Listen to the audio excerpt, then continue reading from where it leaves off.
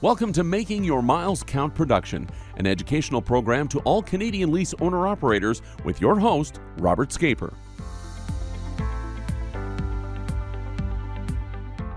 Welcome to another podcast of Making Your Miles Count. We're in the middle of discussing something somewhere, and usually we talk beforehand a little bit and share half of our thoughts before a podcast. And today we're just going to wake up. We're just going to just wake up, just walk right into it and see where it goes. Yeah. Hopefully there's nothing that's censorable or. No, I think we're okay. All right. We're okay. We're in the trucking industry. Nothing is censored anymore. Yeah. No. So. And you don't have any notes today. I have no notes. Wow. I've only. I really only have two topics that's even on my mind, and if it goes there, it goes there. It's primarily, I guess, what would I say? I had I guess you would call it a small trucking company. A couple of executives, senior people at a trucking company, come to my office yesterday. Sitting over there, and the carrier has only been around 5 or 6, 7 years or something like that, and we have some clients that are on at that carrier, and we've seen some stuff that they weren't doing right, and so we notified them, and saved them some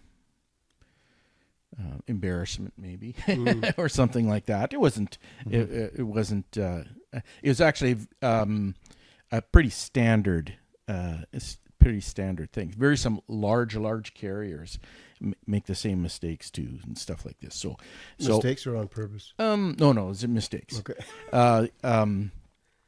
They were charging GST to their owner operators and lease operators or whatever, and they were charging it on their cents per mile on there, and that's owner operators or lease operators are what's classified by Canada Revenue Agency as interliners, and interliners are, you register as for GST, but they're rated 0%, so they charge 0%, not 5%. And so obviously there's $0 that they charge, but they are able to collect back all of their input tax credits in cash format. Now, there's which company was it? Day and Ross. This was probably about a decade ago, almost 2 decades ago. Day and Ross always charged their owner operators GST. So instead on what? On their wages? It's on their contract to their owner operators. Oh wow. Okay, so owner operators were collecting it and supposed to be remitting it, and they did this for almost 10 years, and quite a while. There was quite a few articles about it, and then Canada Revenue Agency said no, you can't, because owner operators were not remitting the GST, because technically what happens is the way the GST Act is written, if somebody charges GST when they don't need to, the operator actually can consider that to be as revenue. Oh, okay. And so they just claim their GST input tax credit, and that's just an 5% whatever bonus on there, right? And so the carrier itself is a little bit liable for this. And so Day and Ross, they actually went through court for it. It was actually a couple-year court case. It was pretty big, and it was millions of dollars. And it went right up to the court case, and then all of a sudden you don't hear nothing. Everything just disappears. And what they actually did was they settled out of court. That's generally how it's all handled. And so they we don't have a clue how they did it. They just said, okay, well, first of all, we don't do that anymore, which is good. And but second of all, nobody says anything about what they do or don't do or anything like that. So because there's new trucking companies coming in all the time, Like people go out and get their own running rights and start their own trucking company, and they think they know what they're doing. Sometimes they misappropriate. Like they'll maybe start with 1, 2, 5 of their own trucks, and then somebody say, "Hey, I'm going to be an owner operator or independent operator for you." Oh, okay, no problem. And they look at it and they say, "Oh, I guess we'll just make sure that he charges GST on it because he has a GST number."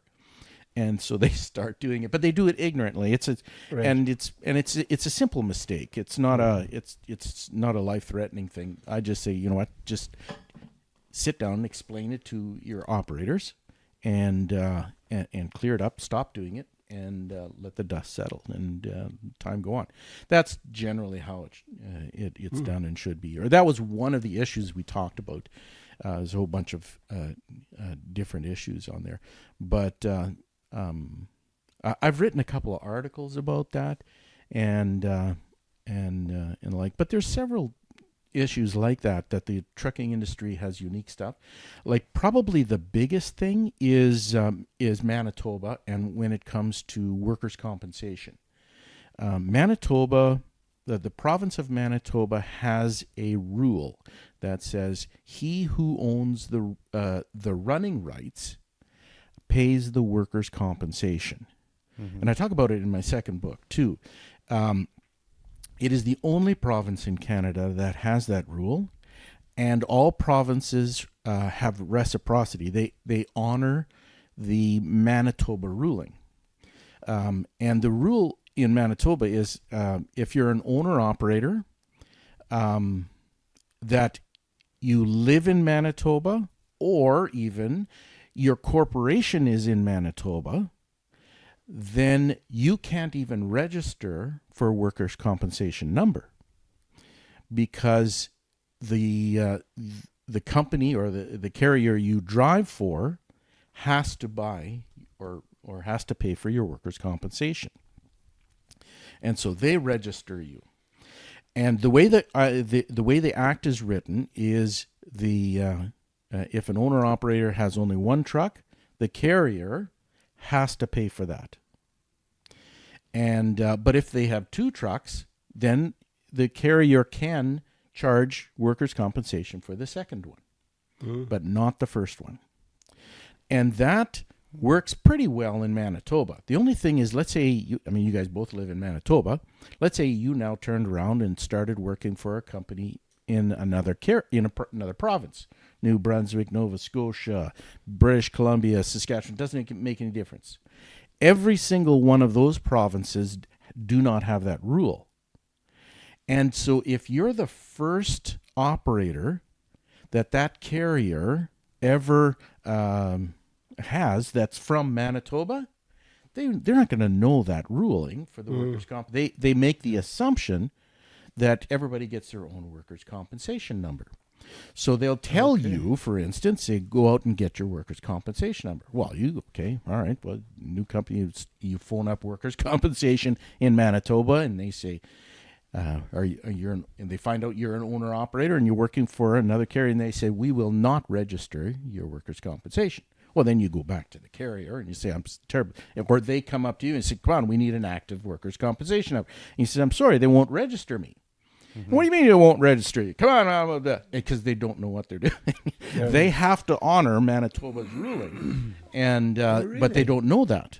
And so it's an educational, like every small carrier outside of Manitoba has to learn this.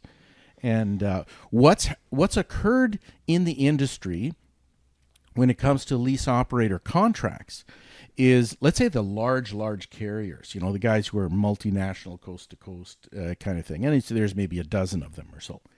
When they design their lease operator contracts, almost all of them universally have the contracts that says we include workers' compensation. Okay.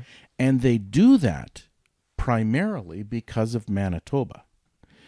Because they don't want two guys on their fleet. One guy lives in Manitoba and one guy lives in Ontario.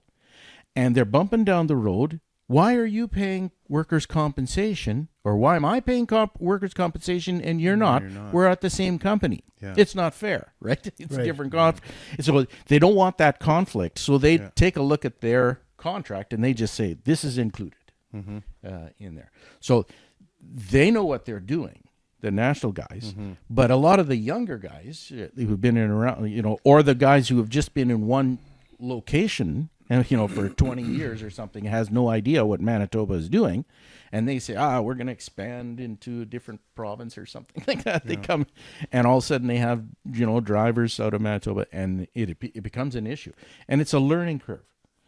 They just that's what and I've talked to probably in the last 20 years maybe 15, 18, 20 carriers, and just get them on the phone and say, by the way, you gotta do this. What? Oh, no way, absolutely not, blah blah blah blah.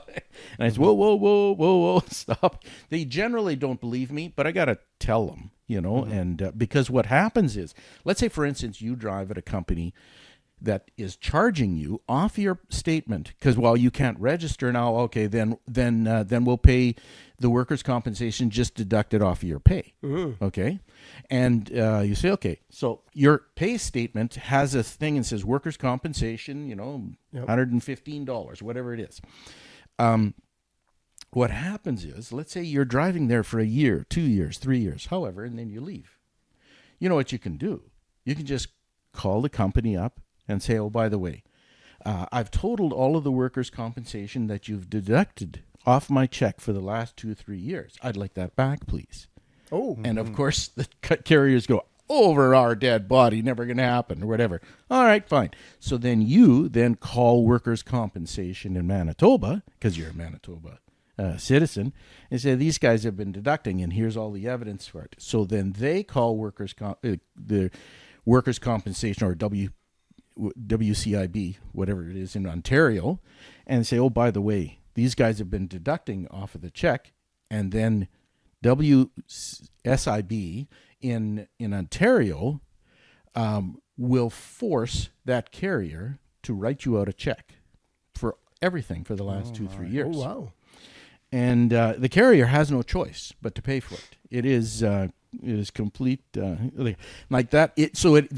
They're carrying a liability and they don't know it, and that's a regulatory sort of. I didn't even know that. Yeah, it's it's out of sight, out of mind in Manitoba, right, and in larger carriers because it's all included. Okay, whatever, you don't think about it. But in another province, it is an issue. It's a bizarre issue. In my second book, I go through this issue. And I'm of the belief that every province in Canada, or should all do it, every single one of them. There's several reasons for it. First of all, just think about it from the government's perspective. Your workers' compensation, in whatever province you have, instead of having 100 accounts receivable people, and you got to make sure that all of them are up to date with all of their workers' compensation. Okay, you got 100 people to watch over. Just have collected from one. Okay, so your receivables just drop phenomenally. Your workload goes way, way down. Your bounce checks, all of these things are all virtually eliminated, going down to one customer. Well, it phenomenally makes sense for the workers' compensation, unless, of course, they want to have 7 or 8 employees all doing the same thing or whatever. It's a make work project or whatever. But it brings a benefit to the province from that. It just makes their job easier. And so that's one thing. The other thing, and this is where it's a little bit debatable. Who is actually more influenced by the workers' compensation, like the rate? Is it the driver that creates the environment for safe work, or is it the carrier? It's a combination of both. Yeah. But if you ask the carriers outside of Winnipeg, of course, or Winnipeg, Manitoba, outside of it, they would say, oh no, it's all the driver's fault. It's all the driver, all the driver's safety is all the driver. but it's not 100% that way, you know. It's and so, but what they're trying to do is offload responsibility or put liability costs to their operators, so they don't have to think about it. So they can push like crazy the operator and it doesn't affect their workers' compensation or WSIB rates or anything like that, because it's not there. It's a very delicate issue, you know, and there's good arguments on both sides, but realistically, I'd probably say 60% is the 60-70% is the responsibility of the carrier, and 30-40% is the driver. Now, if you get into a place like Ontario, and one of the biggest problems that's been happening in Canada is you get people who come into the industry, have no experience, know nothing at all, and they just jump into a truck and very, very little, like no mentoring, no nothing. You know, they're just totally green. Well, if I was a carrier, well, I don't want them under my WSIB or workers' compensation. Get your own, right? Yeah. And so they offload that risk to somebody else, or to the driver. And so there is, it's subtle, subtle arguments back and forth, but realistically, it allows them to hire people almost right off the street, and their liability isn't as affected. Now, it does affect their insurance rate. Obviously, like on big accidents and stuff. But the vast majority of accidents from newbies are the bent bumpers, the tire rubbing, and and all of the small stuff that they can oftentimes offload and stuff like that. So it's if everybody would do the same thing that the province of Manitoba would do, it would change the hiring policies at certain carriers. They would just say, "Oh, wait, maybe we should double think this," and stuff like that. So it's. But you talk to a lot of owner-operator, lease operators up and down the road. They are ignorant about most things. Oh yeah. They're only concerned about driving, and they don't actually know what is all behind you. Yeah. That you should know, and well, we don't care. Yeah, it's really unfortunate. It is. Yeah, the mind frame has really changed, and most of us long-term drivers call them steering position holders. Yeah, because they're not career orientated. No. They've got a 9 to 5. Oh, my paperwork's or my meter is done. I'm done. Then you walk away. Yep. Did you set your brakes? Did you check your load? Did you do that?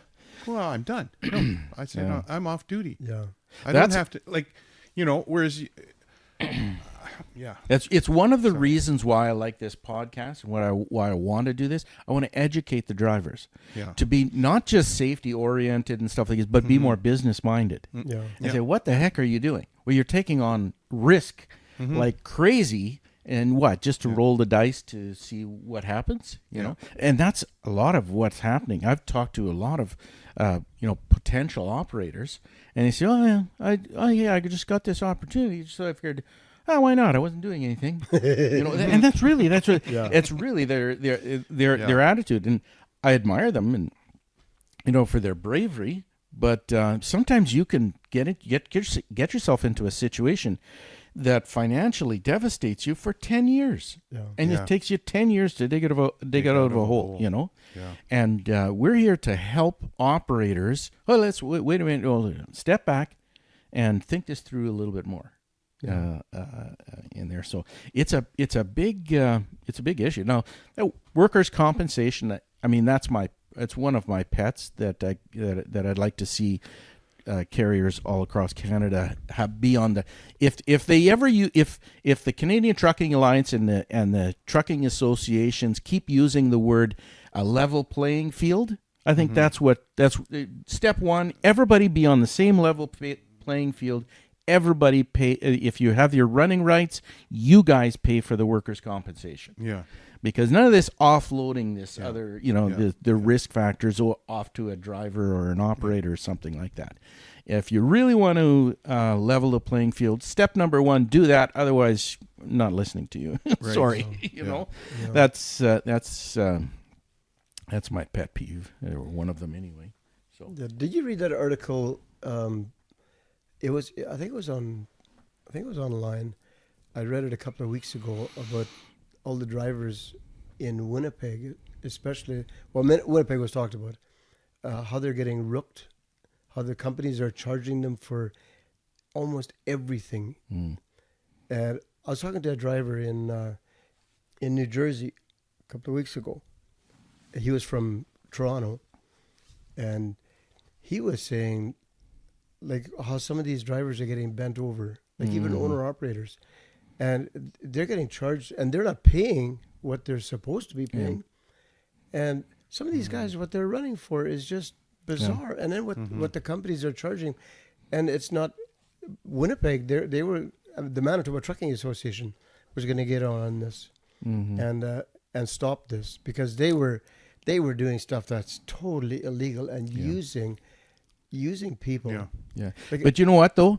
Whether it's MTA or OTA or any provincial, they really don't have any control, unless that particular trucking company is a part of the trucking, like the provincial trucking association. They don't have any control over them. Yeah. It's a free market. They can do whatever they want. They can the companies can. Yeah. Really? Yeah.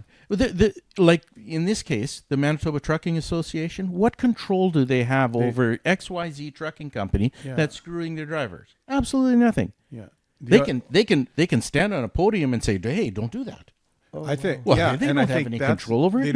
They don't have control, but the only powers that they have is the sphere of influence that their position, and which is Manitoba Trucking Association. Yeah, but what actually does that do? They can't pull the person's licensing. No, they can't do anything. They can maybe talk to a minister of transportation in a province or something like that and say, hey, maybe double check this guy, maybe the DOT or something like that. But also putting out like a paper, an article, education. When you propaganda, whatever you want to call it, right? Like they can market, they can put to market information which is detrimental to companies, right? But which would probably be their only form of influence. I've been doing this for many years. Yeah, there's very little that these guys actually do. They do a lot of lip service. Right. A lot of saying, I'm going to get trouble in this. They're not going to like me. I don't care. It is the truth. Yeah. Because realistically, one of the reasons why I wrote my second book was primarily because there were absolute thieves that owned a trucking company. And I said, how? And I lost some money, okay? But I said, how do you defend this? Like, how do you help people not make the same mistake that I do? Well, you got to educate the driver so that they can see a good company versus a bad company. Right. Because, I charted out, like, the crooked company that I was exposed to. If you charted out their contract, it actually looked pretty decent. There was nothing wrong with it. But you can't tell by their contract whether they're ethical or not. Right, it's just a piece of paper to them, right? Whereas you talk to some other, like ethical companies, and they will go over and above and beyond their contract, because like this is the minimum they do. But so how do you like do thumbs up or thumbs down? Like when I was talking to those guys yesterday. They said, well, why don't you have a list of approved carriers versus unapproved carriers, And I says, because I don't want to get sued from here to eternity.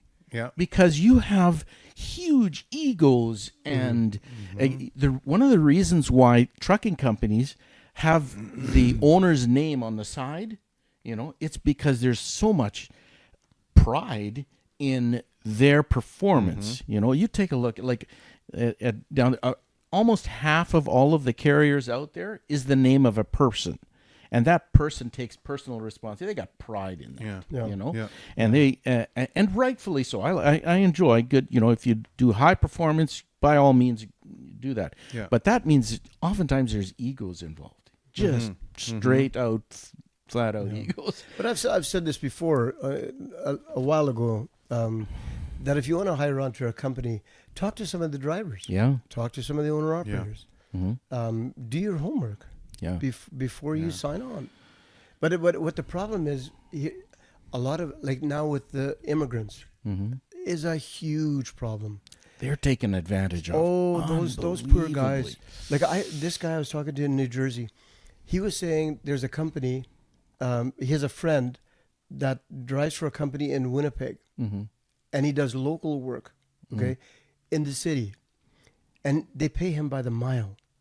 In the city. Yeah. And he was telling me some of the stuff that these guys are dealing with. And he says, and there's nothing they can do because they're signed on to these companies, and if they quit, they have to go back home.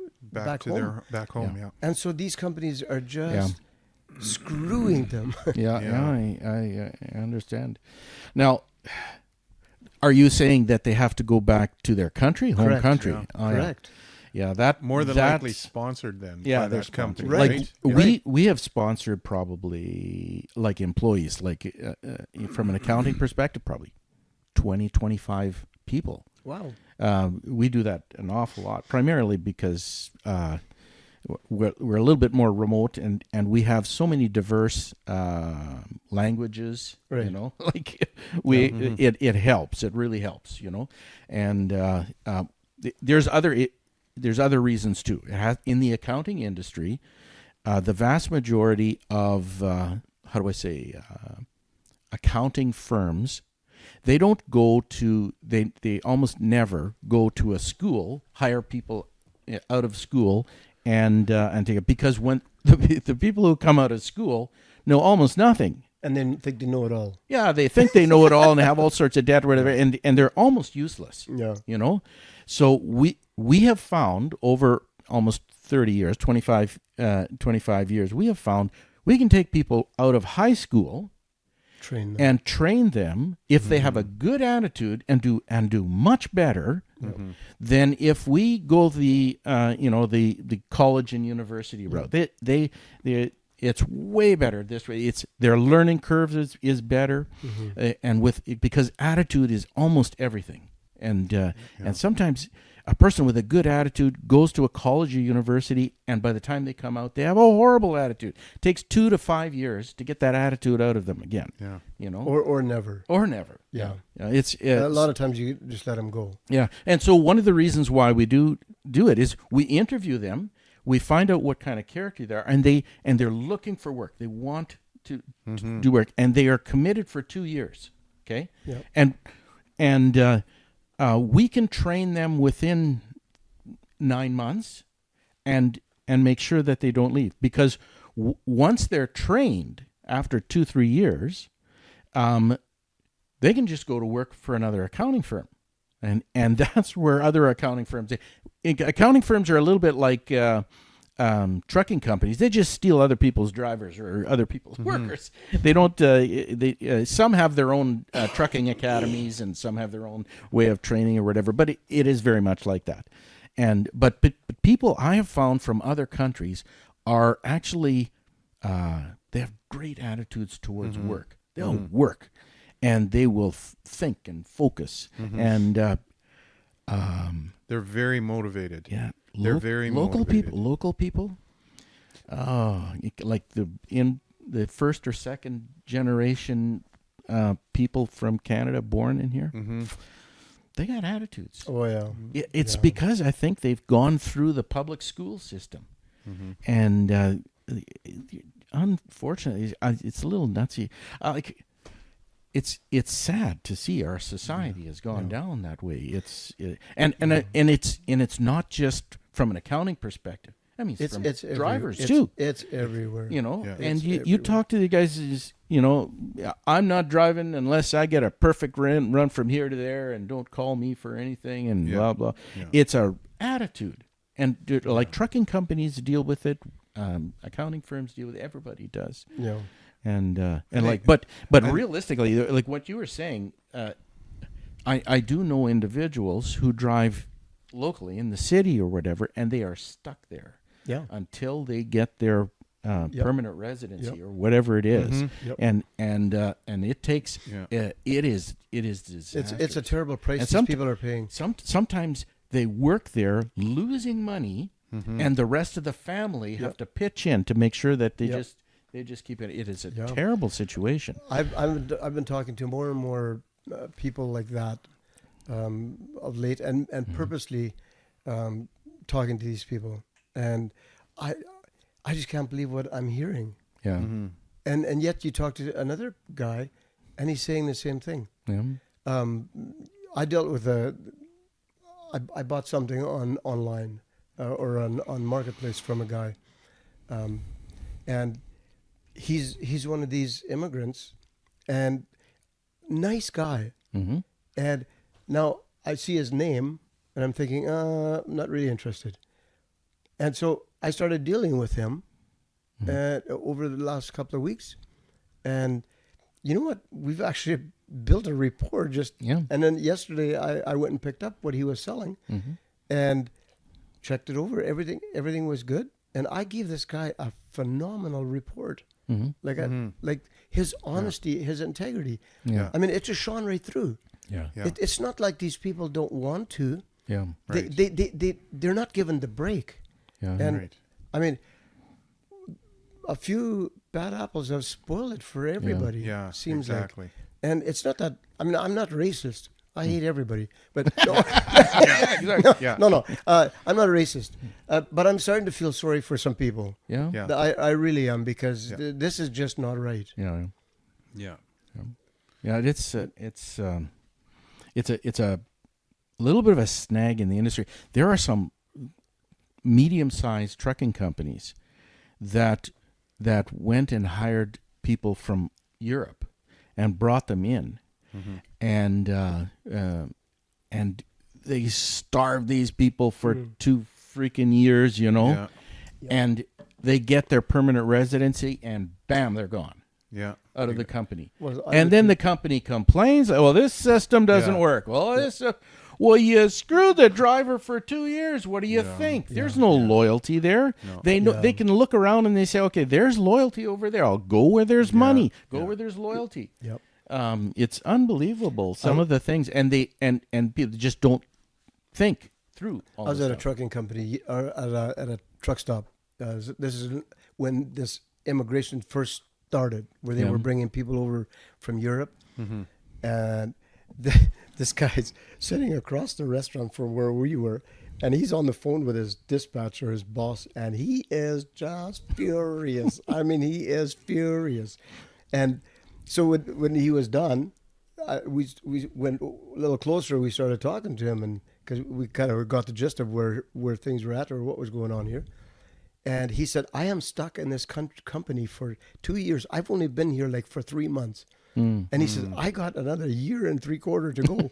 And he said, I can't leave, otherwise I got to go home. Right. Yeah, And he said, and what they were doing to him was just inhumane. yeah, I got a Inhumane. stack of stories like that too. Yeah. Yeah, but Is it not it does come back to the carrier, Sure, though, well, their reputation. Oh, I mean, sure, and yeah. it takes a decade to clean that up. Yeah. Is it not possible? And I thought I heard from another guy. He did the same thing, but he didn't stay with the company. Like, there was a company that sponsored him to come in.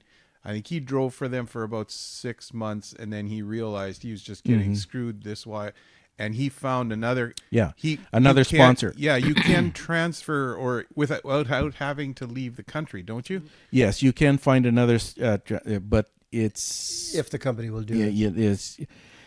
I'm not exactly sure the regulations on it might Right. change from one province to another, or Okay, you know, yeah. and stuff like this. But Yeah. there is potential, like possibilities for Right. it. Yeah. I don't know. At least in the past, it was, because I do know some guys who have moved. But is there not somewhere some of these people could go to voice their concerns, or to tell them what's going on, what is happening? Is there nowhere they can go? Not really. Once it is a supply and sponsored, demand. Once they're sponsored, they're pretty much locked in, unless the person is doing illegal. Like, I mean, it's not illegal to pay you 15 cents an hour. It's not illegal. Okay, if it works out to 15 cents per hour by the mile or something, you know. Yeah, but let's say that a driver is getting 70 cents a mile, and here comes in, they bring in an immigrant, and the guy's running for 25 or 20 cents. There's no law against that. Really? Wow, I'm finding a lot of this out now in my old age. And yeah, so they do have to think through what they're doing. Like, especially even, but they wouldn't tell them that when they hire them on. Okay, if you, like, I was in India, whatever, January 2022. Okay, so it's actually almost 2 years ago. Well, 2 years ago now. Okay, not 2022, 2023. January 2023. Nobody was going anywhere. January 20. We're in Ottawa at the anyway. At the truckers thing in 2022. 22, right. 22, okay. So I was in 2023, I was in India. And I really learned to appreciate the Indian culture. They are unbelievably entrepreneurial and hardworking people. They do not have a safety net. Like, there is no welfare in India. There is no, there is such a thing as unemployment, but only above a certain level.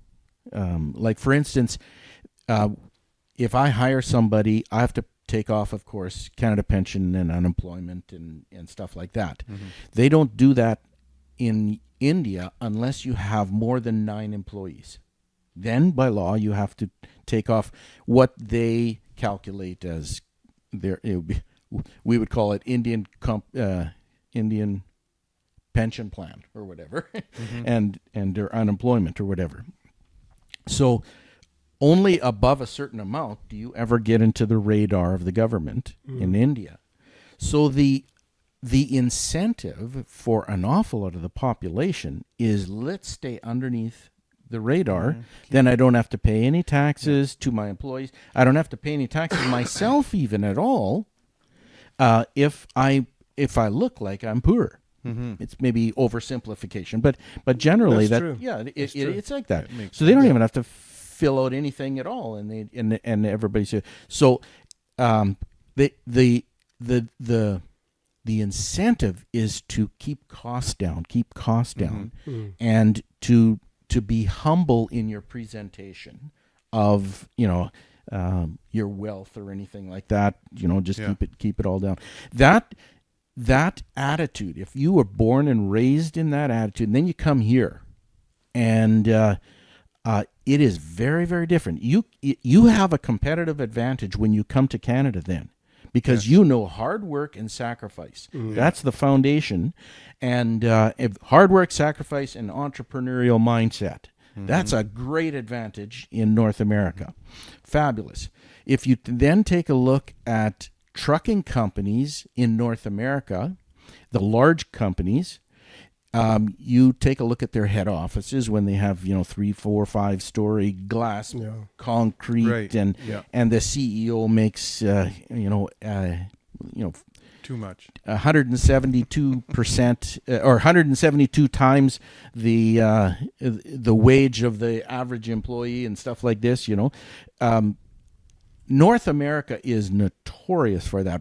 In the 1990s, we did a study that, and we studied that it was a range, and we studied between North America and Japan, and North America paid their CEOs anywhere from 7 to 23 times the entry-level position of employees in North America, where they only it was between it was sorry, I'm saying this wrong.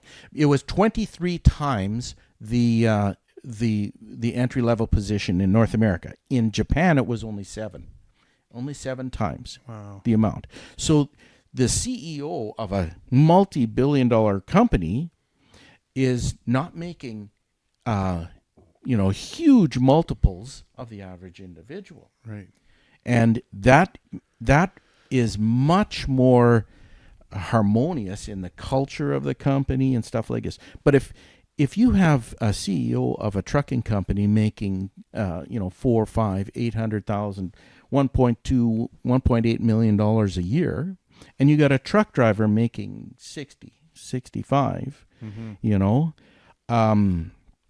huge disparity for number one, and it's hard on the culture, and then you have an Indian guy who wants to start his own trucking company in Canada. Okay, hard work, sacrifice, humble, entrepreneurial, and you take a look at the head offices of some of the Indian trucking companies, and they're humble.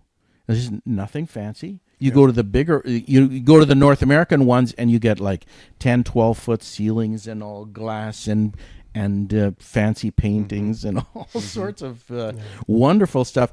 The huge contrast between that, and there's animosity between these large companies and the startups.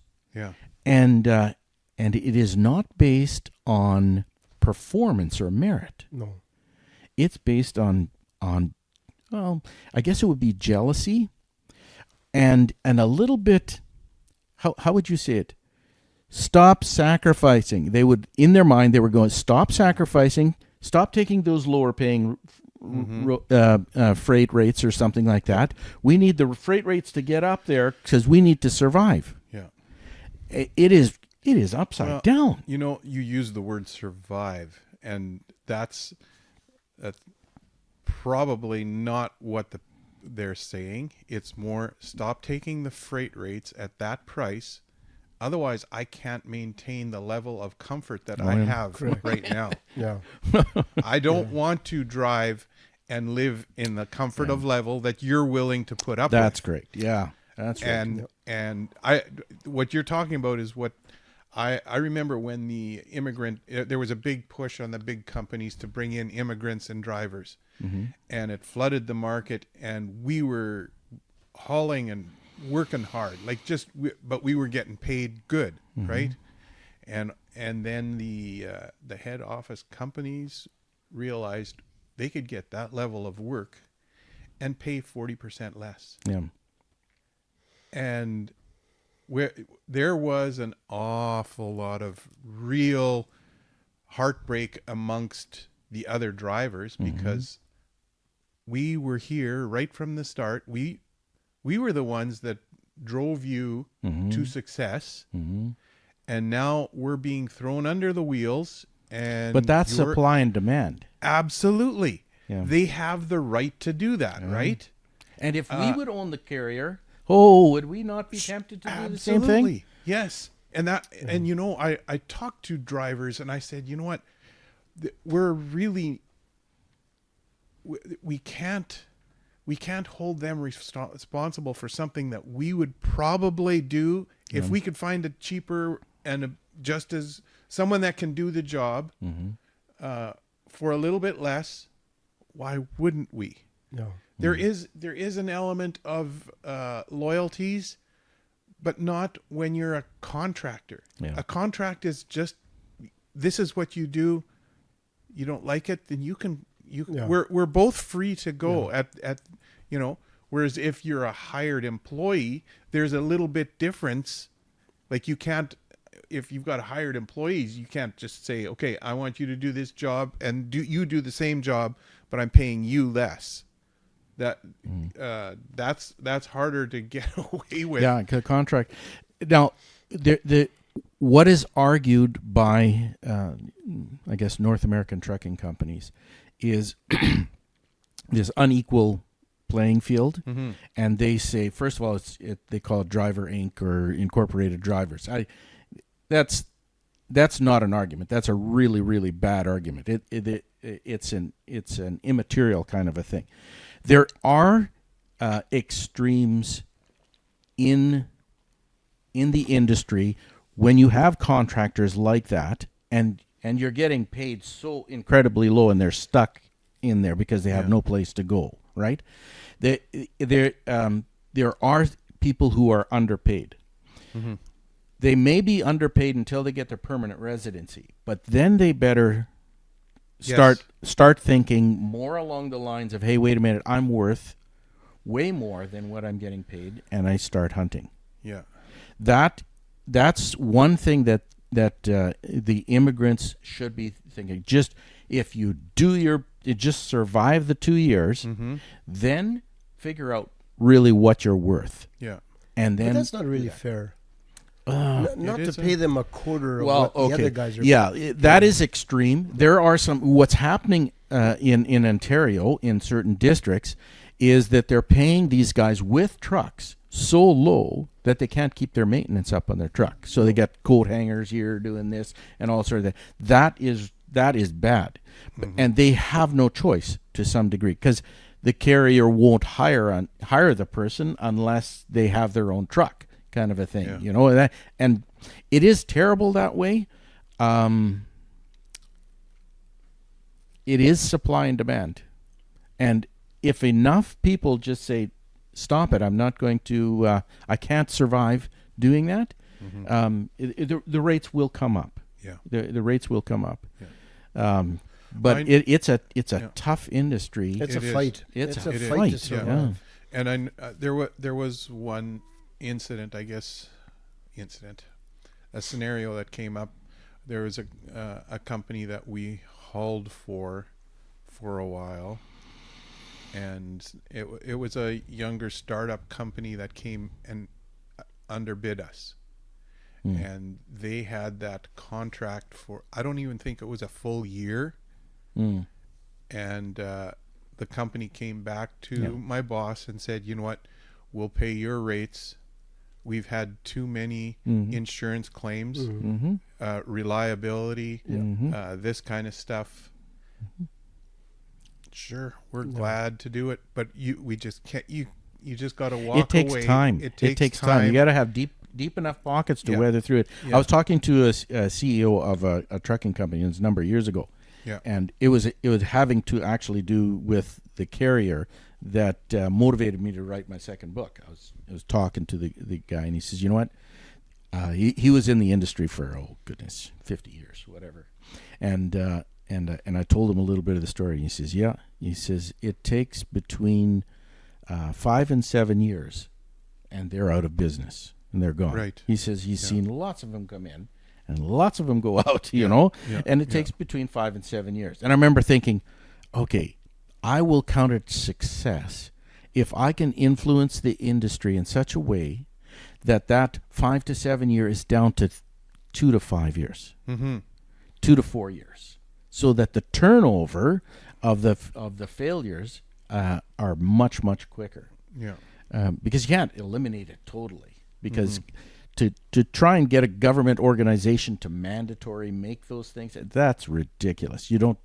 You have to let the free market be and do it, but you have to educate the drivers to say, okay, where exactly, what value are you, and are you getting your value in the state you are right now? Yeah, and do that and slowly build your value over the years, so that you can work your way up. You know, there are.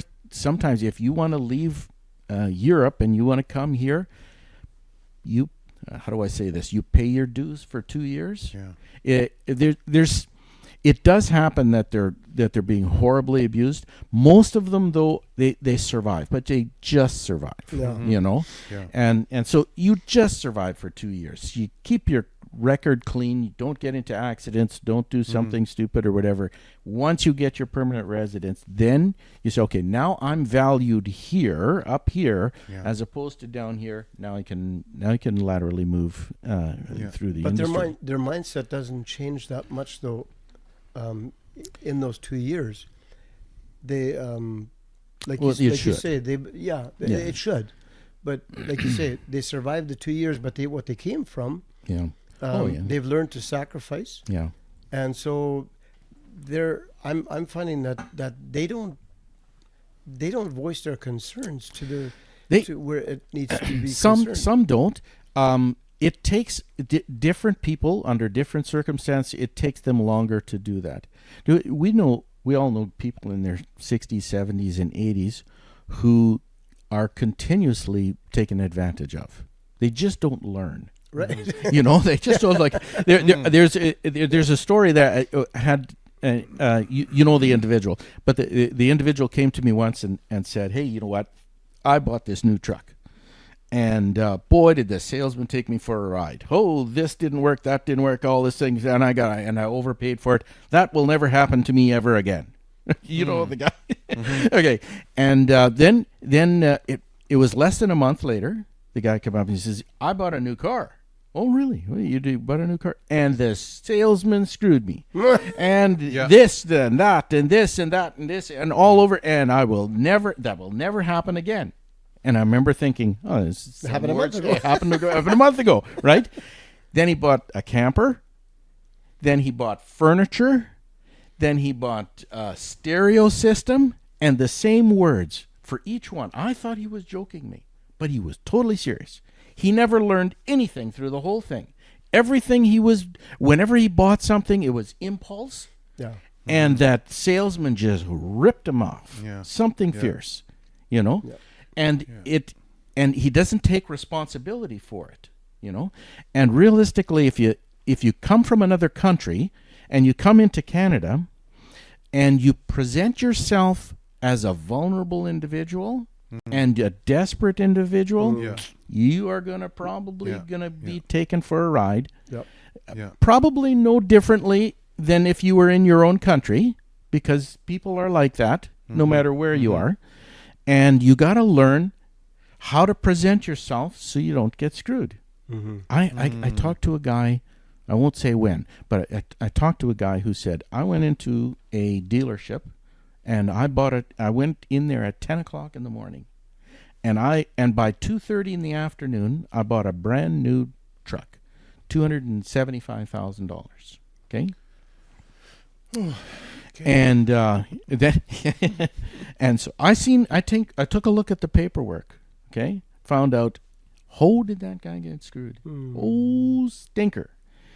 And so we went through a whole bunch of things on there, and man, I guess he thought he was buying it, and he actually leased it, and boy, there's all sorts of stuff. It was just wrong, and I'm going like insurance and warranty. He got totally nailed. Okay, wow.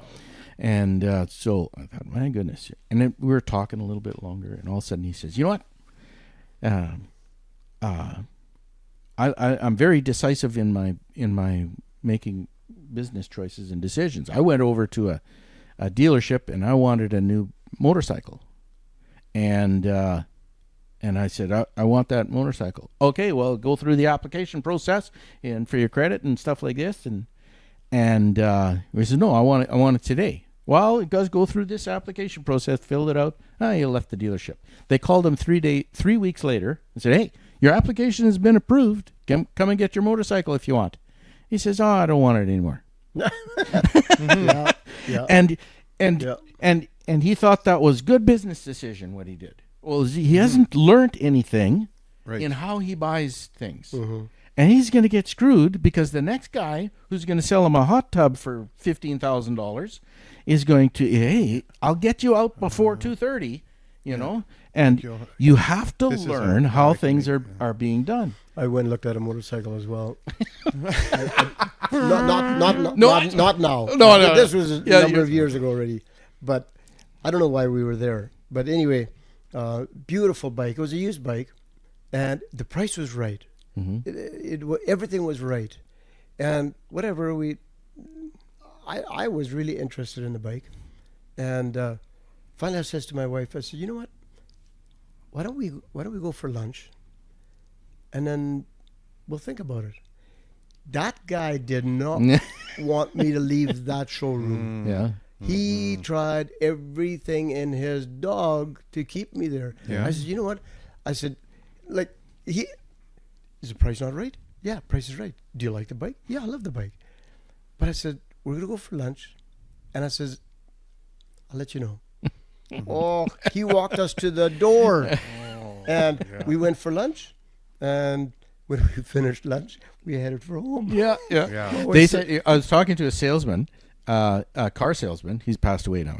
He just passed away a little while ago. And he said, if people leave your lot, there's 80% chance that it's higher than that. That they're not coming back. Right. You know. Yeah. He says the key is to keep them on the lot. Yeah. You know. But those are all tricks on how to present yourself so that you don't get taken for a ride. I had a client. This was 20 years ago, 25 years, whatever it was. And he told me the experience of he something went wrong on his truck, and he drove it into a dealership, and he yelled at the top of his mouth. He said, "I don't care what it costs, get me out of here in an hour and a half." Ooh. Oh, did he pay for it? Oh, that is not the right way of presenting yourself. And he grossly overpaid for something. Yeah. It would have been much better for him to just stay at home for a couple of days and get it done properly, and so he'd save himself $1,000. You know where I learned to walk away? Years ago, we went to Branson every year. We love Branson, and you get caught into these timeshares. Oy vey, yeah, and that's right. I went to one of them too. I remember the first one we went into. This is 15, 20 years ago. And I told my wife when we went there, because we were going to get a lot of money if like just to go there. And I said, this will pay for our vacation here. So, but I said, whatever the bottom line is, no. Holy smokes. I tell you, are those people good? Yeah. But we were in there, I don't know how many hours. No. And nope, the answer was no. And I've done that like 3 times. Over the years, at timeshares. The answer is always no, but you learn how to grow hair on the back of your neck. Oh, like you have to, like they make it so sweet. Yeah, so sweet. Oh, I know. But learn to walk away. Yeah, timeshares. My wife and I, we love to go to Cancun. You know, and we really like this one resort. And we were talking. I'm business minded. Oh, you know, where do you have buildings? Oh, just different. They have another resort over there, another resort. Oh, well, that's cool. Hey, would you like to learn more about the company? And it didn't dawn on me what I was doing. I think, oh, why not? You know, I'm not doing anything. You know, let's go. Check it out. we got looped into this thing, and all of a sudden I'm going, oh crap, this is. And so we were sitting there, and I'm going, okay, we're not going to buy anything, you know. This is ridiculous. And so they had these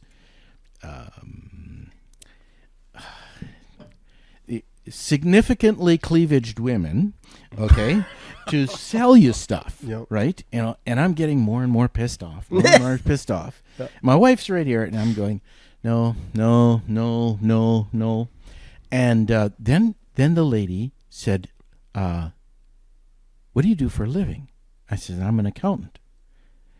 And she goes, you're an accountant and you're not buying this? And she starts, making me look stupid. Yeah. I immediately I started taking it personally, and I felt like just reaching over and punching her in the face. I've never punched a woman. It's ridiculous. But I was really insulted, and then she was trying to get a response from me so that out of anger and guilt and resentment, I would sell. And I thought, that is pretty low to the barrel, like right at the bottom of the barrel. Yeah. And I go, oh, we're almost done. We must be just about, because that's the last of it. And so I said, no. And then him hot, and within 5 minutes we were gone. Yeah. Because they knew that that was the bottom of the barrel. Our last time ever, I will never go to one of those again.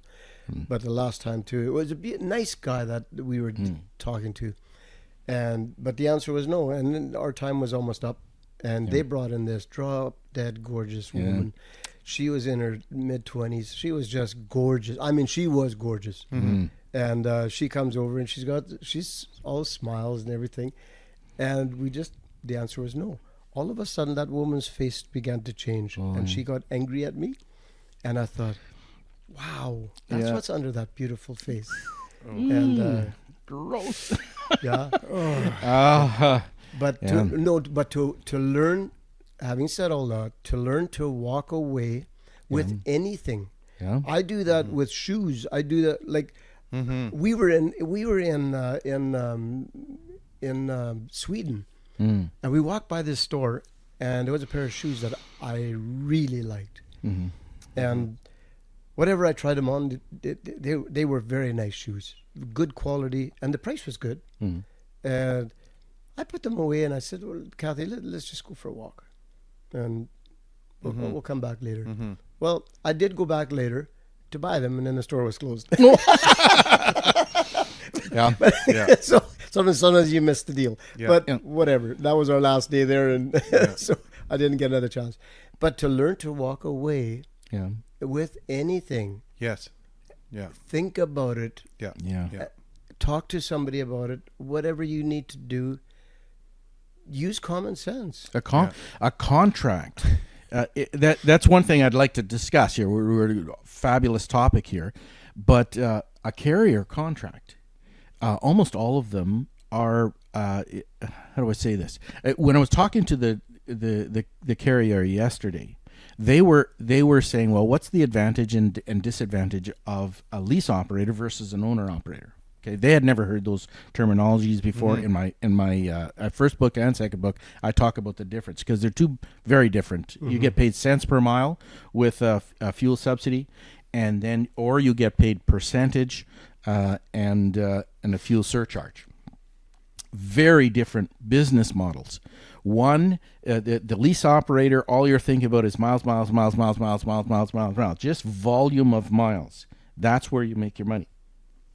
But you're very, very different running percentage because you're thinking of in a completely different both you guys are owner operators, and both you guys have been lease operators too. So you got the experience. Your mindset is very, very different. And so from a carrier's perspective, they were saying, if you're a small carrier, only been around 5, 7, 8 years or whatever, what do you offer to the market? Do you offer a lease operator contract or an owner operator contract? And I said that's a good question, probably one of the best questions I've ever heard from a carrier.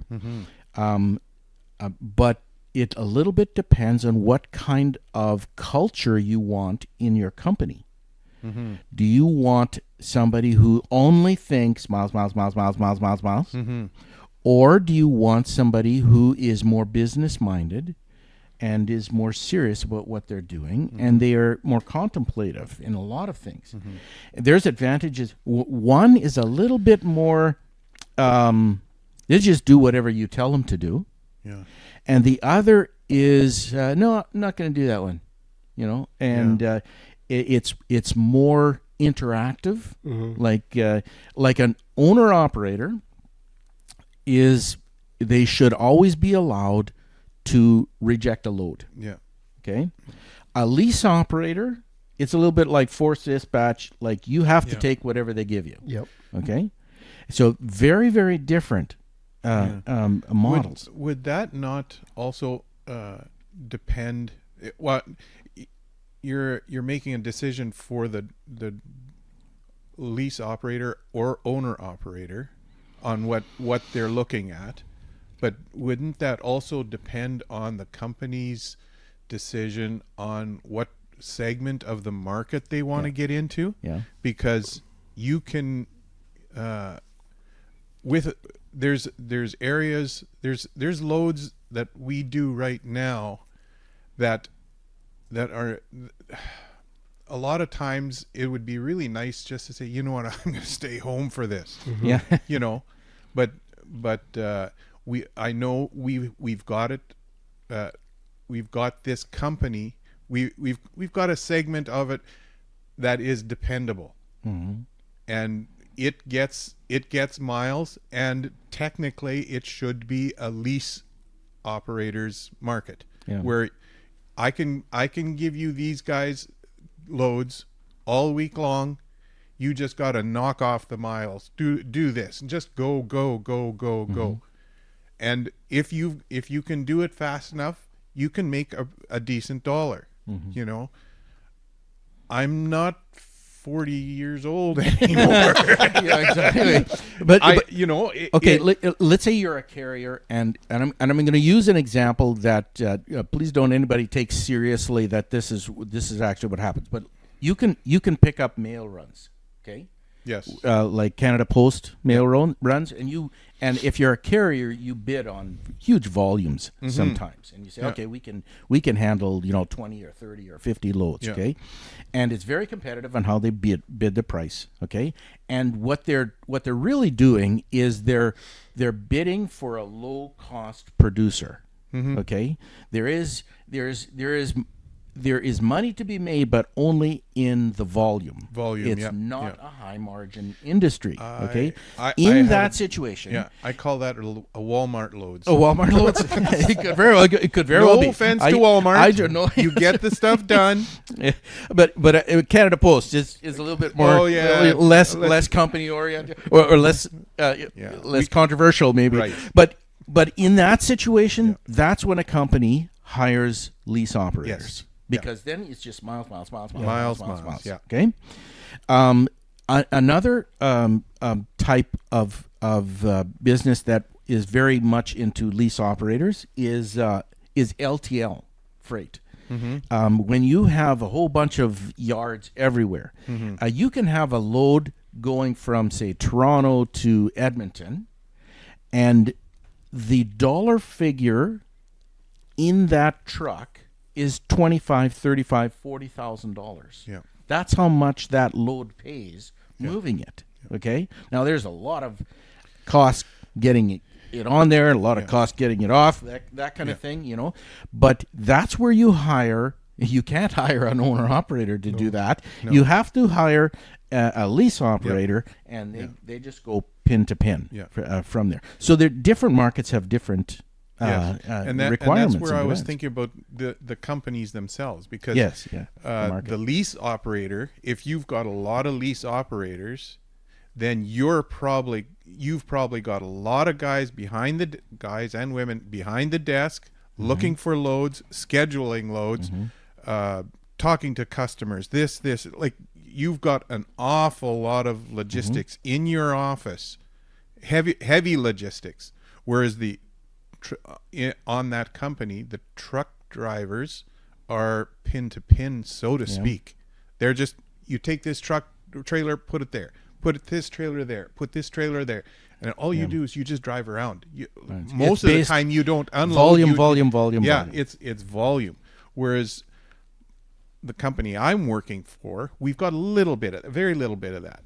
But I'll be home a day, and then all of a sudden, we found one for you. And it covers the day that I sat home. Plus, we've got a really good, a lot of times it's a specialty, whatever. Yeah, you got to go drive gravel for 2 hours or something like that. Sure. Then I say no. Yeah. You say no. Yeah, you say no. Yeah. But no, or something unusual. Yeah.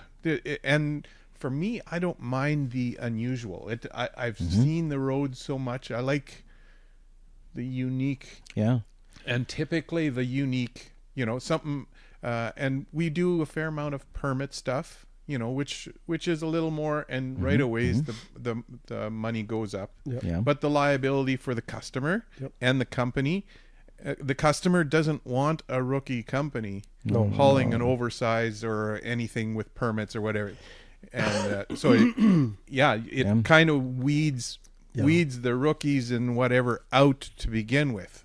So I think okay, now a lease operator, that's us. No, you're owner operator. Owner operator. Okay. Yeah. I think being an owner operator, it suits us better at our age. Yeah, at your age, that's for sure. I agree, because we're not high milers anymore. Yeah. So, but we get good freight, and we can kind of relaxed. Yeah, you're trying to relax. Yeah. But you also know an awful lot what's out there on the road, and you're not surprised very much anymore. So when you're dealing with something unique, you have much more confidence than somebody's fresh out of. I really enjoy what we do now. I wish I'd have done this a long time ago. Yeah. The first 2 years of driving is road experience. Yeah. And you don't want someone with less than 2 years to pull a permit. You don't want to pulling huge whatever like that. That's the last thing you want, because I don't know if I've been on Facebook a little bit lately, and somebody's started putting these skilled truck driver screw ups on there's Facebook a lot of them out or there. whatever, and most of them are whoever it is doing just in Canada, and I'm going, holy smokes! And there's some drivers doing dumb stuff. BC, Alberta, Manitoba, Ontario. Trucks just mangled, and just the other day I seen one. I think it was posted out of Winnipeg here, probably in the industrial area. The guy was coming off a driveway, and he drove it like a car, and the trailer went straight into the ditch. Yeah, and it's just like he forgets. He forgets he has a trailer. He's probably going, "Hey, Mom, how's it going?" Oops. And then he shuts down the street until the tow truck comes. It's just dumb things, like I'm going. Probably the worst one I've ever seen online was where this guy was trying to go over the railroad track, and he went through the ditch, and he was coming up, and it was that was out by Verdun, right? It was something, but somebody obviously had no experience in what a Canadian ditch is like to drive in. Wow. And he just said, "Oh, okay, I'll just go through here." Wasn't thinking at all, And those are for the newbies, Yeah. And that does. But even the newbies, I mean, I'm still a newbie with flat deck. But this last trip, we were out in Virginia, and this farmer had got this asphalt. It was crushed asphalt, but he had put it on there. It was probably on there for a couple of years already, but he crowned everything so bad. And I'm pulling a low pro trailer, which is only 6-7 inches from the ground, 8 inches. Yeah. And so I'm coming up the driveway, and then at the top it flattens out. And I got that dang thing hung up. And I had to physically unhook. I got it completely hung up. And we had to unload the trailer, and then I unhooked, and then he had to take the telehandler and lift the trailer and push it so that I could hook up to it again. Yeah. That wow. Yeah. Yeah. But you see this all the time. I saw a guy the other day. He had a kind of a heavy load on a flat deck, drop deck, and then he turned too tight, and the trailer did like that, and the passenger wheels were off the ground. Yeah. Whoops. Yeah. That's I for several years I pulled RGN, which is the double drop. Yep. And with a load on, there's times where you got 2 inches of clearance, and then typically you've got 50,000 pounds on there. So there's a couple truck stops. There's one in South Dakota, I know, that you have to getting on and off of their driveway. It's paved or concrete, right? But it's just slightly sloped. It goes up and then down into their parking lot, and you can't take it straight on. Oh yeah, you have to come at it a 45-degree angle. So you take up 3 3 lanes to get onto their driveway, because and even with that, the one side you can go look underneath the trailer. It's just scraped nice and smooth. But those are just things that you learn with time, because otherwise, if you're just doing, this is a regular trailer, dang, you're stuck there. Yeah, there's 3 hours of your life. Yeah, 3 hours and probably a $600 tow bill to get you off a little crown that you could have, had you thought ahead 2.5 seconds saved you 3 hours. There are some railroad tracks here in Manitoba that have a little bit of a crown. You know. Yeah. And you got to watch it. And sometimes you get right up there, and there's trucks that get stopped, and they're just right across the whole railroad track. Yep. And the trains come. There's nothing that he can do. You know, that's one. It's dangerous. It is. It is really dangerous, and you got to know your terrain for sure. Like it is. But that comes with years of it does. And in age. Yeah. Well, when I started pulling flat deck in RGN, that was probably 12 years ago, I guess. And I had 15, 20 years of driving already. And it was a full new learning curve. Totally. I followed a guy. We had loads so that I would go with him and I would follow him, do what he did. He showed me how to chain down. He showed me everything, you know, and I did that for probably 2-3 weeks. I caught the routine. Now, I didn't go out of that routine for a long time. They just sent me back and forth, learn how to do this without screwing up. Yep, I'm going to, you know, it was good money. You take your time, a lot of stress, and all of a sudden you realize, oh, okay, I think I'm getting it. And then they send you, okay, well, instead of going here, you're just going to go over here. That's a good company, though. They train people at a level. That reminds me a lot of how we train totally green individuals who don't know much about accounting. You know, we say, okay, you start here. Here, you take this test, that test, this test, that test. That gives you a basic understanding. Now you do this. Now you do this.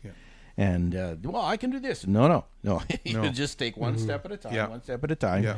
And by the time that you never, otherwise you're setting someone up for failure, and if you can easily set someone up for failure. You got to know their extent of what they look, and you just only give them what they that they can. And that goes back to the hiring the immigrants from overseas. The guy that I was talking to you about just a little while ago, he had his class 1s. He had been a company driver in Europe, and he told me some of the stuff he did. He drove from Sweden, Finland, way up north, all the way down to Rome, Italy, like straight across east, west, north, south. He'd done it all. And I don't know whether I'd. That is a completely different world driving. So when he immigrated here, okay, he knew what trucking was about. He didn't know what Canada trucking was about. That's different. Although he was in the Scandinavian countries, so he knew winter. But still, like he knew that he was getting taken advantage of at this company. And he could offer. Whereas if you come here, go through the trucking training and get your license, you're in a totally different bracket than if you come with experience and you're sponsored. And that's, I guess that differentiates a little bit on the immigrant thing, but makes a big difference. It does. And now there are some people who catch on very, very quickly, like that are just exceptional learners, and they're like mechanically and their hand-eye coordination, their space, and their equipment is an extension of themselves. They absorb that really, really quickly. But and some people are natural at it, really good at it. But not everybody is like that. It is. I was just thinking. Oh, here comes the story. Some of the places that we go, like we have a lot of farm equipment, like or for caterpillars or tractors of all sorts, sizes, and some of the people when you go to load, have you driven something like that on there before? Well, I said once or twice. And they're scared. Like you just watch. Like I'm one of those naturalists. You get this. You get this thing started. Yeah. I'll move it. Yeah. That's not a problem. I'll load it. Whatever. I'm not scared of that. But I loaded this caterpillar in in Kamloops, BC. Took it to Denver, Colorado, and so whenever I got there on a Sunday afternoon, and I says to the guy, I said, "Do you want to drive it off? Or do you want me to drive it off?" He said, "I ain't driving it off." Oh, I said, "Why not?" I said, "It's the same as driving on the ground." I said, "You just got to drive off the ramp. That's all." Mm-hmm. He said, "I ain't driving it off of there." I said, "No problem. I'll get it off there. Yeah. Whatever. Yeah. You just drive it off." And it's kind of freaky because especially when you're out with a caterpillar. I've had a number of caterpillars now, and when you get to, and then all of a sudden they go like this. Yeah. Oh, it's like a teeter It's totter. terribly intimidating. Yeah. Like my wife stands and watches, and I Put relate your to let her- seatbelt on. All yeah, the I relate to get her to do it once, but she will not drive it. But like some guys, no, you do not want them driving that stuff onto your trailer. No. Yeah. There's a YouTube video about you have to take how to describe it. It is I shouldn't quote it. It is one of there was a road that brought vehicles into a mining place. And this was, I don't know whether it's in the Himalayas or in India or wherever it was, or in the Philippines or I don't know, whatever. But it was a documentary on how they built a road into this extremely remote area, because they were at one point they were, doing only helicopters in there and stuff like this. Mm-hmm. And so they hired this one Filipino bulldoze driver. Okay, and the road up there, it had to zigzag up and up there, and so this bulldoze operator, he had to basically grade it so that it would work, and they videoed this guy over however it's 2 or 3 weeks, and they had people calculating how close to rolling over he was. And he continuously just went right to the edge, and then he came back. Right to the edge and came back. And he says there was no other person that they knew of in the world who could have made that road. And he made it with, it was something, the cost was something like $100,000 or something like that. And yet it would have been millions of dollars otherwise, or something like that, And this guy had a knack for doing it. He was not an engineer. All the engineers were watching him and scared crackers, And this guy just had that knack, and you could watch him sort of surfing on the edge, and then he'd come back and surfing on the edge. And it's a wonderful documentary. But I thought, because if it would have rolled over, he would have been dead. Because it was like thousands of feet drop and everything like that. It was just, but some people have that knack. Yeah. Some people, they've sat in this chair long enough, they can feel it. Yeah. And it's just, and that's the difference between some people have it though. It doesn't take that long because they have some sort of instinctive thing. Some people can learn it in $1,000 or something, or rather everybody else is $10,000 or something. Yep. It is. I don't have that now. Even for sure. Me, there's times where in the weather changes from summer to winter. You can get caught on black ice. Oh yeah. And that's something you watch out for. We all know that, right? And there's been a few times where I've realized that, well, my truck's got all the wheel spin and all that kind of gauges on here, right? And I'm driving down the road and I'm looking at the conditions, the road. Oh my, this is not like. And right there, my wheel spin comes on. Yeah. So I can feel something, and then my gauge shows me what's going on, and I need to start realizing to honor that gut feeling. Yep. Yeah. There's a reason. And I've been with you. I've been in the passenger seat in the middle of the snowstorm, and I crap my drawers when you drive, because you push it. You know exactly where you are and exactly what the track. And I just close my eyes. Forget it. I'm going to bed. I don't. You know your truck and your trailer. Yes. Yeah. And I'm one of those weird guys that my adrenaline when the weather gets bad and people start pulling off the road. This is where I want to drive. Yeah. Nobody wants to. I can keep going because nobody's around, and I get that adrenaline. I need to learn when to. I've cost myself some money a couple times, but I've realized I had that feeling just before, and I went past it. Yep. And I need to, and you only get that. Well, there's some, like you said, there's some people that just have it and they'll catch on quick. That's the skill that people pay for. I used to enjoy that. I got nothing to prove anymore. No. And that sense that there's a good word that it's an old English word, discern, where you discern certain things, and that's a muscle, and you can discern various things. Like I was thinking about this the other day with my cell phone, and Canada has a lot of Canadian content in it, and I don't generally look at my phone that much, but occasionally I'm on the CAN or something like this, and I start going through what Canadian content is, and I go through it, and there's an advertisement for the Canadian dollar took a huge plunge, okay, and then you scroll over, and the Canadian dollar is about to jump up, Well, what exactly are they doing? They're advertising for individuals who want to invest in the stock market going up and down, or the currency going up and down, and you see that for Tesla going up, Tesla going down.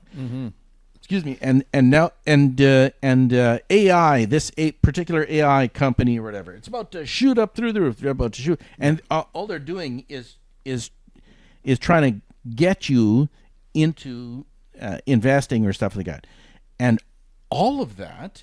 It doesn't make any difference. You can have them like they'll give all the impression that gold is about to drop through the floor, or gold is about to go, and sometimes it's 3 scrolls different, and you get the exact opposite message. Yeah. And you go in the end, you go, this whole thing is just trying to sell me something, and I just got to back off from it, because there is algorithms, there is people sailing out there, and all of the money is taken out of it already. And you just do your own. Like you were saying, discern. Learn to walk away. There's a point where stand back, learn to walk away, and when it feels right, then you go, because if something goes good or bad, you've got to have that feeling. Like my wife and I, when we talk about things, like we're going to do something, and it doesn't always go right. But the thing is, if the two of us have made a choice and we do something and it goes sideways or not as profitable, it's the two of us that will dig us out of that hole, whereas if I go do something on my own, I got her standing, well, I didn't think it was the best thing. Learn to walk away, make some solid decisions together, because you can either both profit together, or you got 2 people to dig out of this hole. You know what? I've found over the years that if my wife and I are together pulling out of a hole that we kind of screwed up on, it strengthens our bond. We've learned from this mistake. It's almost better than looking back and saying, yeah, we did a good one there, or we pulled out of that together. That's unity. a bond. Especially now with all we're totally changing topics, but with all these scams. Scams! My word! Yeah. I got a text message yesterday from. I thought it was a scam because it said likely spam, and so I called this guy, or called that number, and it was one of our drivers. And I said, hey, I got this message, a text message, and it says likely spam. I says, somebody's using your profile and your number to scam guys. He said, actually, that was me. I said, well, it said likely spam. Yeah. So I thought I was going to call you, and it was legit. Yeah. But there's so much stuff, and especially with money, like with Marketplace, is a bad one. My daughter got scammed. My friend got scammed. They wanted to buy this item on Marketplace and said, e-transfer me this month and I'll hold it for you. Mm-hmm.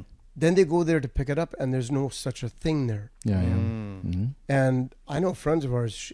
It was a riding mower that she bought, apparently. Yeah. But she sent this guy half the money, and there was no such a person there. Yeah. And our daughter got scammed like that, and I'm on my wife's looking over my wife's shoulder all the time with crap like that. I said, if it's too good, like even with what I bought from this guy in Winnipeg. Mm-hmm. I mean, I dealt with this guy for 3 weeks. Yeah. Yeah. Because I wanted to know, and if he once says, "Hey, wire me some money," and no, that's a done deal. Yeah. And this was nothing like that. In a related topic to scamming, I did a very short podcast. I don't think it did very good. I ramble too much. But you know this. What happened this last Friday? The Microsoft yes. That update thing. Update down that crashed everything. That's still going on. Oh yeah, there are people because we got friends stuck in Minneapolis. Oh really? Yeah. Yeah. 8.5 million computers were affected. Okay, it's the largest IT crash in history, apparently. Bigger than Y2K. I guess bet you nobody even knows. Nothing happened then. Yeah, these young people. What's Y2K? I was talking to someone, and how open and vulnerable are we to stuff like this? And I have a bent. I hate Microsoft. Okay, and I know it's.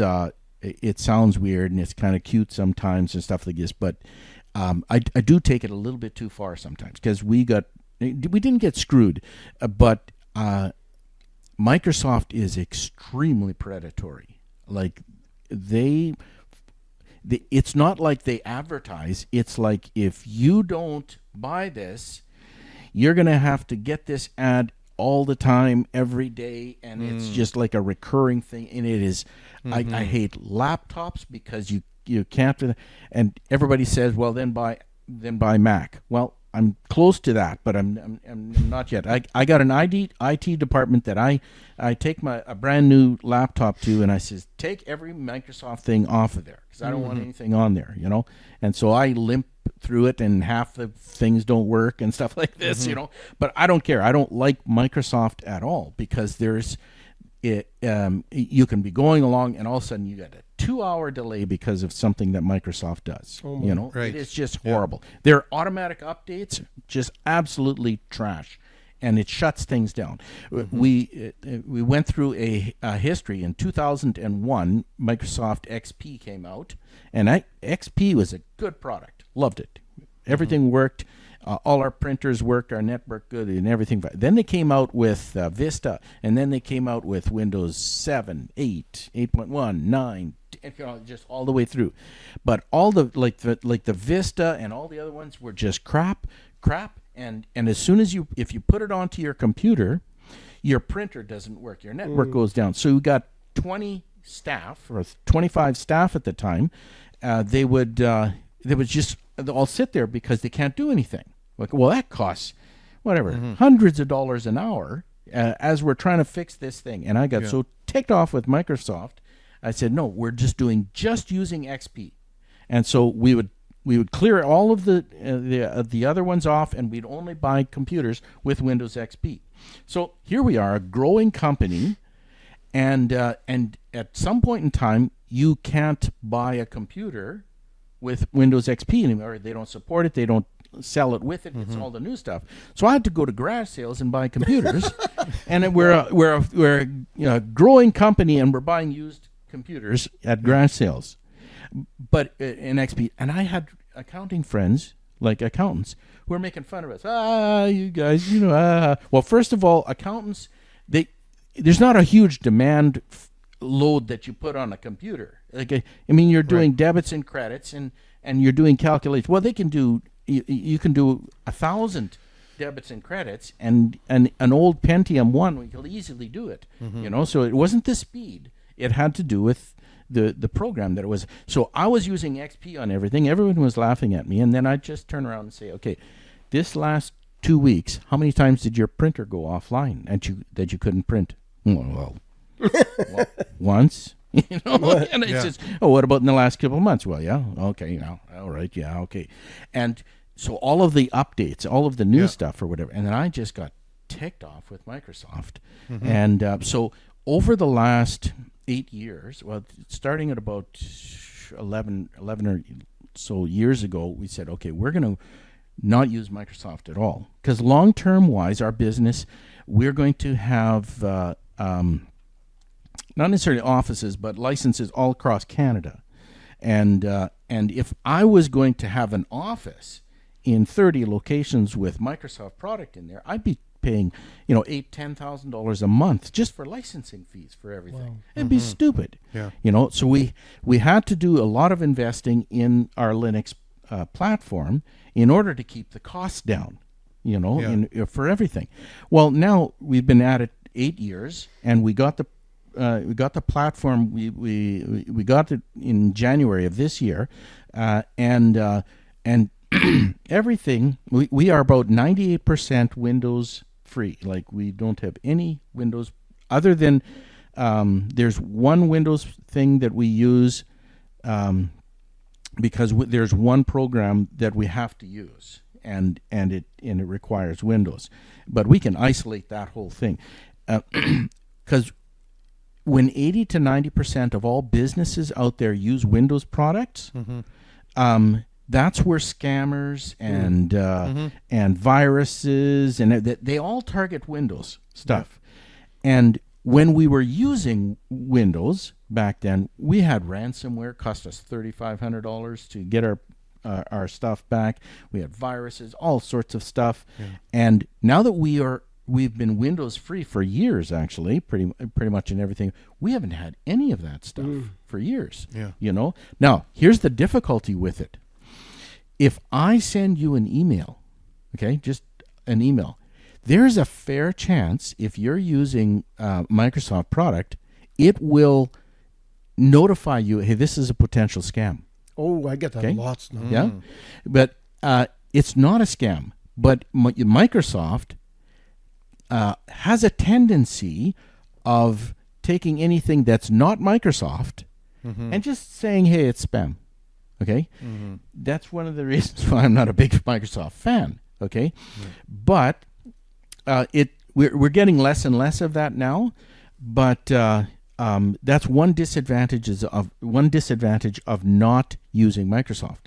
Because when we do communications with people all across Canada, there's a fair chance sometimes I didn't get your email, and because they threw it into the spam or trash or whatever. Doesn't the computer look over it and say, you know what, this isn't something?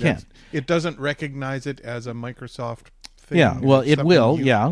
But there's some other things that are going on too, and there's things you can minimize and stuff like that. But it's not a 100% accuracy on there. Yeah. But we do have a tendency sometimes. Depends a little bit on the level of security that the other company has placed Microsoft products on. If they say we want every single spam to be eliminated, well, then this threshold is so high we fall under the category. But sometimes if it's low, then it's okay. So it's not an exact science, but that the monopoly that Microsoft has, the difficulty is, first of all, a lot of the scammers, they basically just focus on Microsoft because that's where the majority of people are. So the Linux system that we have, they don't have anything specifically written for that, generally speaking. And when we first started, like less than 10% of businesses used Linux. and now it's much more. It's apparently supposed to be 20 or 30%, because businesses have realized that, you know what, these scammers and all of just from a cybersecurity perspective, you got to build your own in order to survive. And we knew, I chose the right road back then because I had a bad attitude, but it works out. Gut feeling. Gut feeling. You know. Yeah. Anyway, my daughter got a phone call a little while ago. She was at our place, and she got a phone call from these spam people. I am. And I think it was a guy from India. Anyway, she answered the phone, and it was some kind of a British pizza joint or something. British pizza, and so she's playing this guy. Said, ordering pizza. Would you like to order pizza? And she's going through the whole thing. I don't know where she got this from. Anyway, so this guy's ordering pizza. I said, would you like that to go, or would you like that delivered? Like, it was just on, and finally after you just click. But I did the other day. It was said likely spam. I answered the phone, and I says, "Hello, is the sheriff's department?" Click. Yeah. There's a lot on YouTube. Have you ever seen those guys, the spam guys?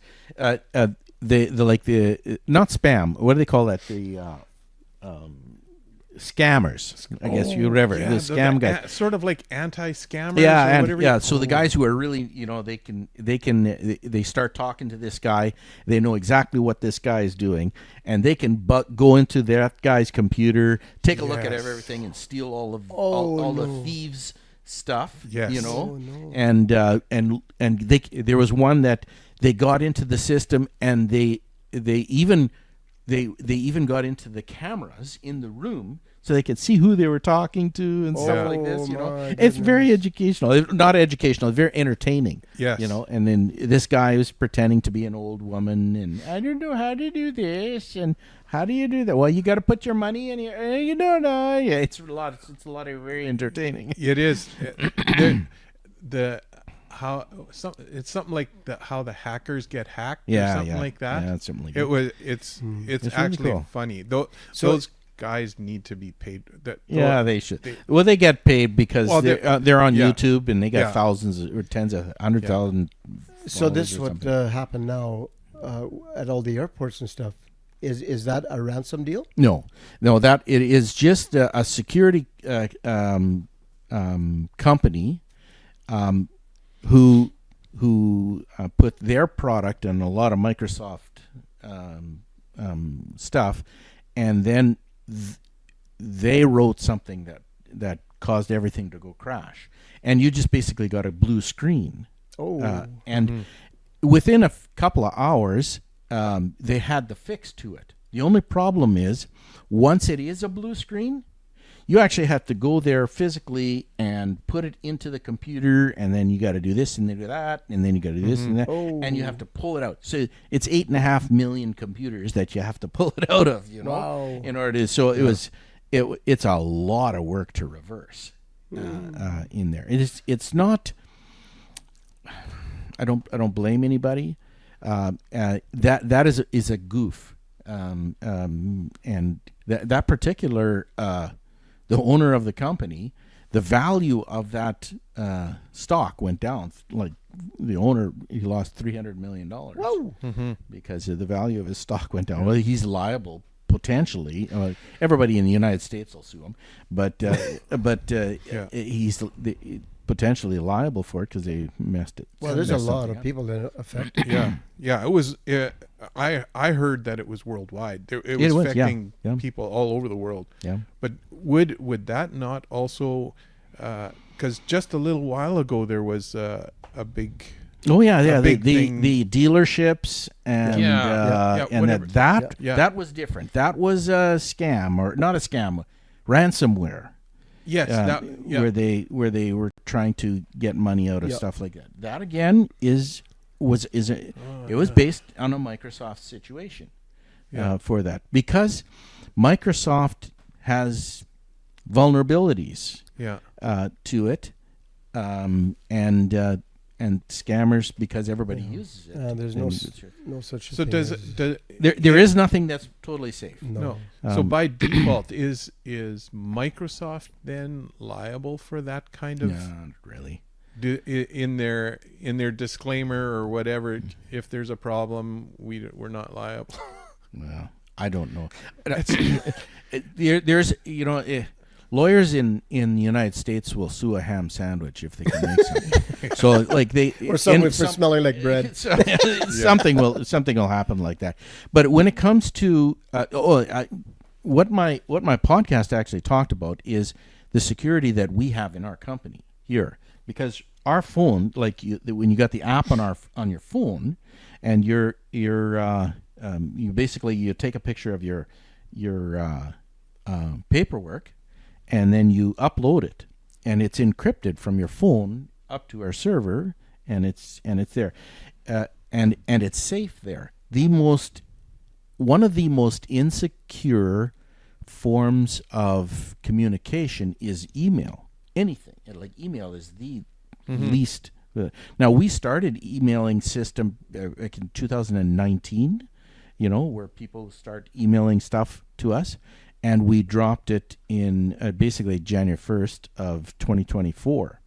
So we were using email for 5 years. We had a few clients who knew that it was vulnerable, and so they would take all of their paperwork and put it into a Dropbox and give us a username and password, and then we unload it and stuff like this. And it was a little bit of a pain, but by all means, now from their phone encrypted straight to our server, and it's it. Then everybody says, well, is our data safe? Well, put it this way: your data is as safe as my information. So we're in the same boat. We have security that rivals most banks. We're pretty much using the same system as banks, and so realistically, like I said, there is no 100% sure way of doing it. But the biggest factor or the biggest vulnerability any system has is when somebody gives their username and password to somebody else, and then they have access to it. Now, let's say, for instance, you give out your username and password to somebody.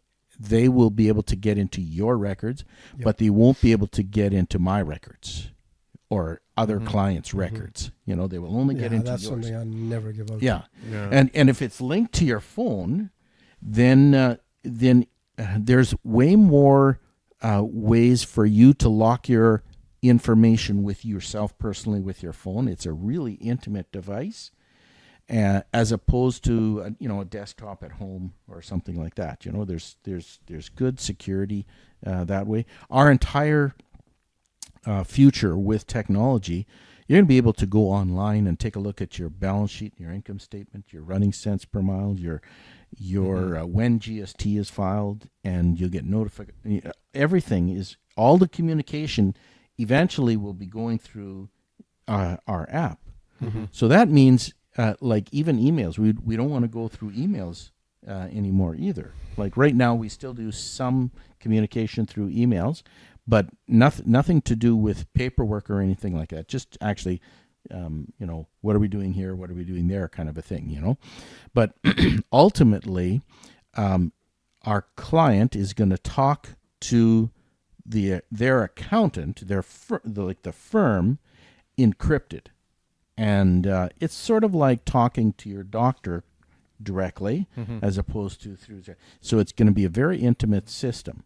And the entire accounting industry is not at that place here. Like when we went to Truck World or whatever, I talked to 350 accounting firms across Canada just to see where everybody was at, and 90% of them didn't do anything online at all. Everything was all on desktop. Paper. And paper. Wow. Occasionally they had people sending in emails and stuff like this, but not very many of them. It was people bringing in paperwork, dropping it on somebody's desk, So our firm is like light years ahead of that, not just from an email perspective, but we are now encrypted. Like it's totally secure. Yeah. Eventually, the accounting industry has to go that route, like because you're dealing. Okay, everything as an operator, like your bank account and all of the records for Canada Revenue Agency, your personal income tax, your birth date, social insurance number, all of that stuff or whatever. Basically, you have to assume that information is out there. And that sounds kind of vulnerable. But that information doesn't help a scammer or doesn't help a crook get anything from you. They need, for instance, if they got your credit card number, anybody can get your credit card number. That's nothing. But they need the number on the back as well in order to use it. Right. And just that little detail, basically the crooks who scam like identity theft and takes credit cards and stuff like that, if they don't have the number on the back, they just throw it away. And because it's too much work for them to find that 3-digit number on there, so they will buy things, the number with the 3-digit number in the back. That's valuable to them, but nothing, for instance, that you provide an accountant gives that vulnerability in there. And even for instance, your birthday and your income tax information and stuff like that. They would have to. What are they going to do with that? Well, I guess they could open up a credit card number and it's something under your name, but all of that is insured. It's a hassle beyond belief, but it's insured, and it's a lot of work for those people to go through that kind of thing. And so, just from a probability perspective, it's how do I say? We're all vulnerable. But the biggest thing is keep your habits very, very narrow, you know, and don't explode yourself all over with all of the information. Like if you buy a lot of things on the internet, what I would recommend doing is getting a credit card and only do internet transactions through that one credit card, and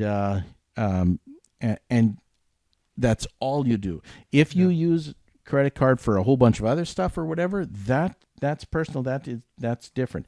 But internet transactions and any kind of place that don't quite know who is processing this or whatever, you use a very specific credit card. That way, when it's shut down, boom, then it's because credit cards are very safe to have. Yeah. I know Dave Ramsey talks about a debit card, which is yes, it's a good thing, but a debit card, once they grab money out of your debit machine, yes, it's insured and you'll get the money back, but it could take up to 2, 3, 4 weeks to get your money back again. So you're vulnerable for that time, unless you have tons of cash somewhere and you only put it into that one card when you need it or whatever. A credit card is a little bit it's a little bit easier to manage from that. So, but cool. Anyway, so all righty. Well, this is we kind of rambled, but we hit some nice topics here in there. But all right, any other things want to share? No, doing it. I tell you, if you made it to the end of this podcast, boy, you're pretty diligent. We rambled a few different things. Bored. Yeah, I don't know what you're going to do for the rest of your trip, but yeah. But anyway, have a great trip. Stay safe. Stay safe. Cool. Yeah. You bet. Stay cool. Yeah. If you want to learn more ways to become a professional independent operator, subscribe to this channel. If you want to support what we do, like, share, and turn on that notification.